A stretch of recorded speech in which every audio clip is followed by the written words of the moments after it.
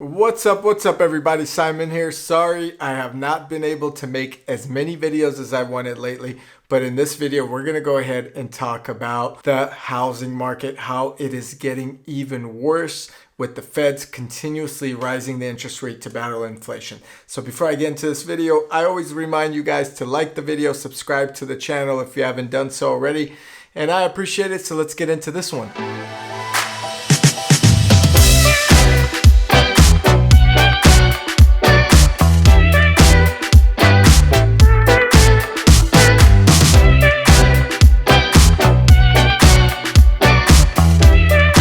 So I've been talking about the housing crash. You could check out some of my other videos on my channel with the real estate market really going down. And guess what? It's getting even worse. I had a video out that said there might be a 10% interest rate. And guess what? We're not that far off. We're at 7% on a 30-year fix. We're just about there, with it fluctuating a bit higher and lower. And 10% does not seem that far off. And the Feds are planning to raise the rate 2 to 3 more times, according to some of the articles that I've read. That could potentially be a 70 or 0.75% raise every time. That's going to push us above 9% almost. And that's going to be a 0.75% raise all the time. And that's going to push us above 9%. And that is going to be scary. So we're going to be really close to that 10%. When I made that 10% interest video, a lot of people thought I was crazy, but it's not far off from what is going on today. So if you took out a mortgage loan on a $500,000 loan about 6 months, 8 months ago or so, when the interest rate was at 3.2%, and that's not even at the lowest, you would have paid around $21.62 a month for that $500,000.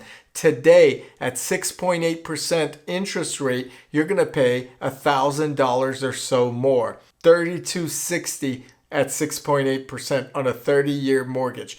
That is a whopping difference. That's almost 30% more on your mortgage than you would have been paying just 6 to 8 months ago. Now, for me, that says that the real estate market, especially in the luxurious market, is going to take a tumble. So if you are a buyer that's looking at a $5 million home, for example, you're going to have to pay for that home as if you bought a $7 million home.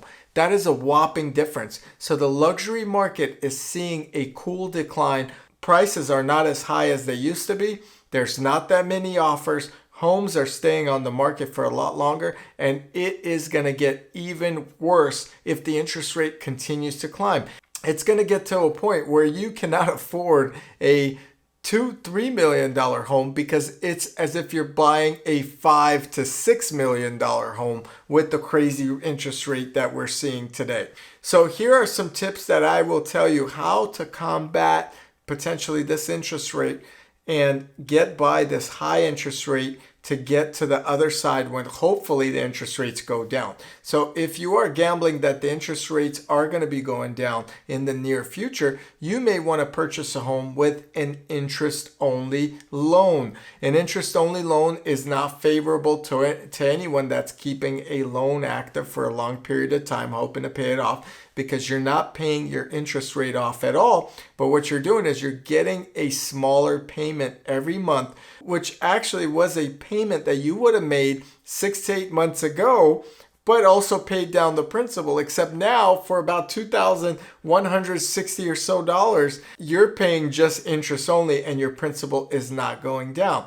So that's what the raise in the Fed has done to the market, and it's only going to get worse. So an interest-only loan will help you get by until you're ready to finance into a better rate on a 30 or 15-year fix in the future. And that's the only way to really go around it. There are different types of loans out there, like an ARM loan, a 7-year loan, etc., that you could also take advantage of. However, you got to make sure that you have good income to overturn those loans when the time comes before that locked period is over.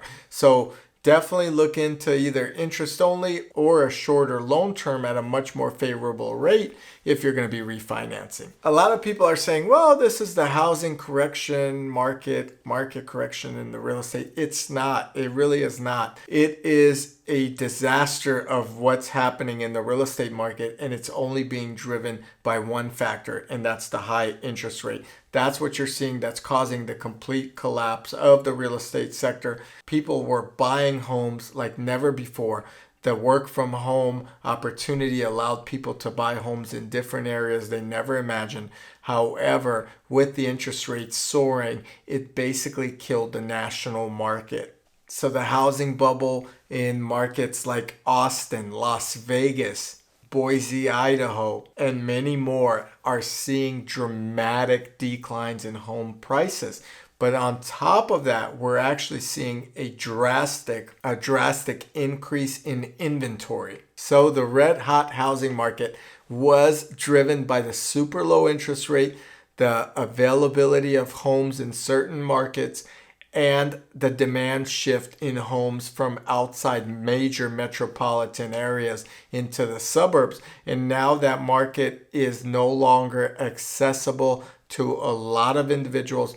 We are seeing a lot of layoffs in the job force or the labor force as well, with companies like PayPal shutting some offices down and laying off employees.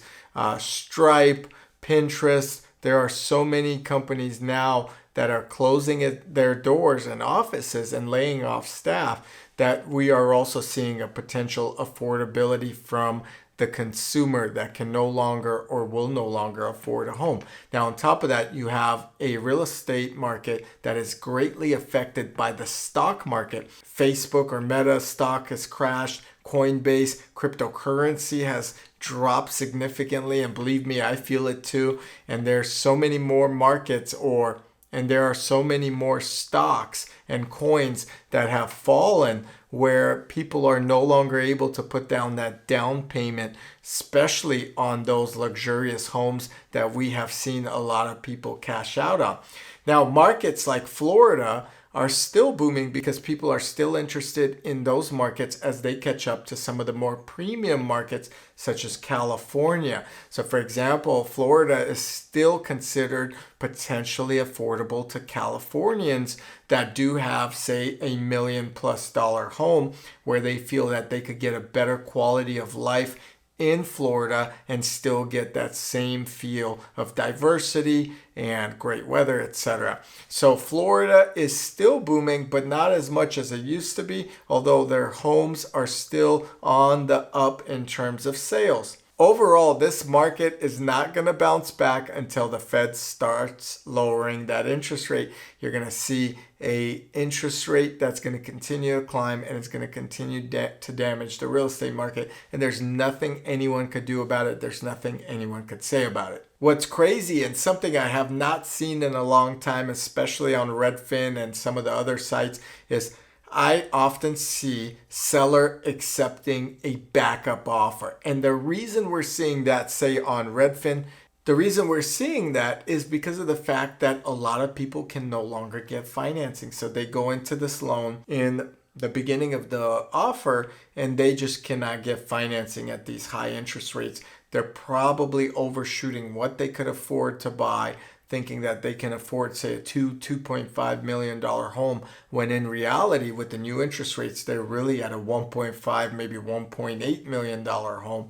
And that is causing sellers to accept backup offers that are probably less enticing or even less in terms of price. And they're still advertising to do so because they're seeing a lot of dropouts in contracts. And since the pandemic boom, about 15.4% of contracts have backed out of their home purchases. Over a year ago, it was at 12%. And this 15.4% is roughly about 64,000 transactions in August alone. And buyers are backing out not in those suburban areas, but in the big cities, where they want to get out of these cities that are potentially more costly or not as worth it. There's not much value to live in. What's great for the buyer, and this is becoming a buyer's market, is buyers get to set terms. Now you could have contingencies with these high interest rates.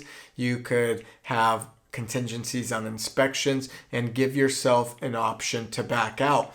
as a buyer of several real estate properties, I always go into an offer with a contingency, a loan contingency and a checkup contingency, because that gives you an opportunity to negotiate for the price of the home as well as back out if something else comes up on the market or if you really need to.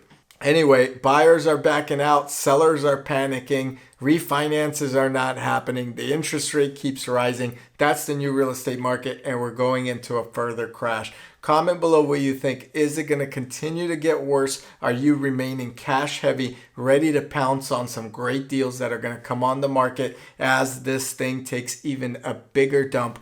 Or do you think things are just going to turn around like they did in April of 2020? I don't know if you guys remember that, but all of a sudden we've seen a sharp decline in real estate, and then the next month it just went right up and through the roof. So let me know in the comments. I'll respond. Thanks for watching. Like the video, subscribe. I'll check you here in the next one.